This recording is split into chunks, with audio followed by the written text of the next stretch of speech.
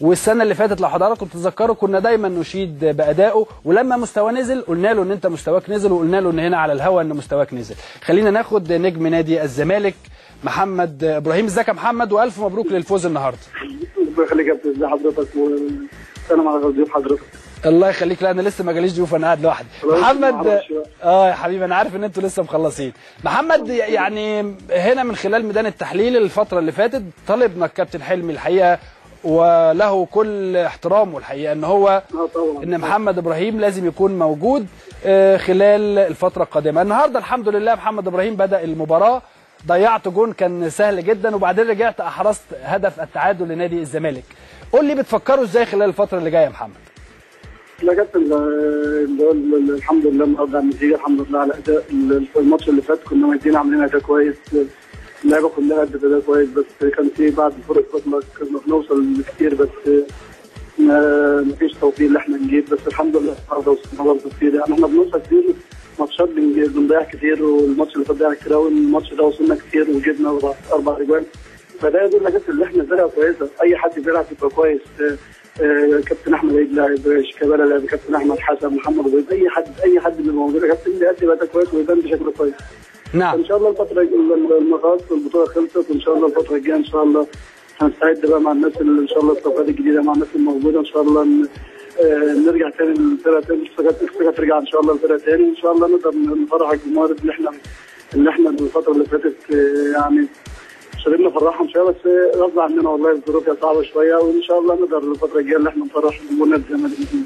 محمد يعني واحنا قاعدين جالنا اخبار كتيره جدا ان انت كنت يعني جالك عرضين من ملقا، طبعا ده كلنا كنا عارفينه، وايضا كان هناك عروض اخرى في رومانيا. الموضوع ده اثر عليك شويه محمد ان رفض نادي الزمالك لوجودك ولا او لسفرك للاحتراف، ولا انت حسيت بقيمتك داخل نادي الزمالك بعد رفض هذا العرض؟ كابتن طبعا حضرتك عارف ان انا بلعب في الزمالك من اكبر انديه مصر طبعا انديه افريقيا، بس اي لعيب بيتمنى اللي هو يحترف، اي لعيب بيتمنى اللي هو يكون في محطه، بس نادي الزمالك يعني عادي لو محمد يبقى موجود او محمد يكمل الفتره دي او محسن محمد طبعا بيبقى ليه الاولويه، لان هو النادي اللي رباني وهو اللي هو بعد ربنا ما كانش حد عارف محمد ابراهيم او حد اتكلم محمد ابراهيم او حد مباراه. فانا الفتره اللي فاتت اول النادي ما قال مش هينفع تسافر او كده او قال احنا محتاجينك، انا الموضوع خلاص طلع من دماغي الفتره ديت. ان شاء الله في شهر واحد لو بقى في تاني ان شاء الله كلام تاني او الناس يحتاجوني ان شاء الله هيكون في كلام مع الناس تاني في النادي، وهيكون ان شاء الله نتفق مع النادي لو النادي وافق ان شاء الله يكون في خير ان شاء الله الفتره الجايه. طيب محمد يعني انا عايز ادخلك في موضوع مهم جدا، شفت ازاي الوقفه بتاعه الالتراس يوم الخميس الوايت نايتس؟ طبعا والله يا كابتن عشان بس انا ما عنديش معلومات عنها كافيه، مش عايز احكي حاجه انا ما شفتهاش قوي، بس هم كانوا رايحين اكيد يعني رايحين يطالبوا يعني عاوزين يطلبوا حاجه او شايفين حاجه، بس طبعا ده ما يخليش حد يبقى عنيف او حد يكسر في حاجه او حد، ما هو ده اللي احنا بنطلبه منهم، ده الطبيعي يا محمد ان احنا نطلب منهم.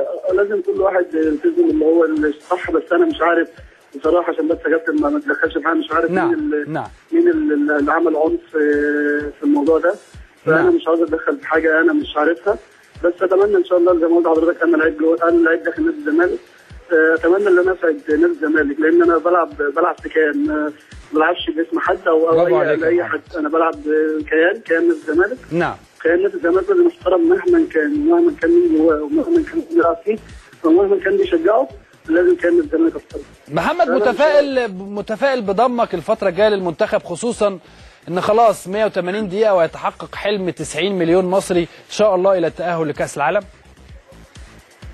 والله يا كابتن انا طبعا اتمنى شرف ليا لعيب لو كنت موجود في الماتشين دول بالذات، فان شاء الله لو بقيت مختار ان شاء الله انا هروح وادي اللي عليا وهاخد مع الجمهوريه ان شاء الله اللي احنا نحقق امل المصريين الفتره الجايه. ما بقاش في نصيب اللي انا اكون موجود معاهم ب4 سنتهم من بعيد، لان البراند معروف زي ما حضرتك قلت لنا ده لو وصلوا كاس عالم هيكون شرف لاي حد طبعا. اي مصر هيكون شرف ليه، اي عربي كمان، فان شاء الله اتمنى ان شاء الله انا هكون موجود في كاس العالم باذن الله. محمد اشكرك والف مبروك النهارده على هدفك في نادي الزمالك، والف مبروك على فوز نادي الزمالك، واشكرك يا محمد على مداخلتك معانا. اشكرك يا محمد.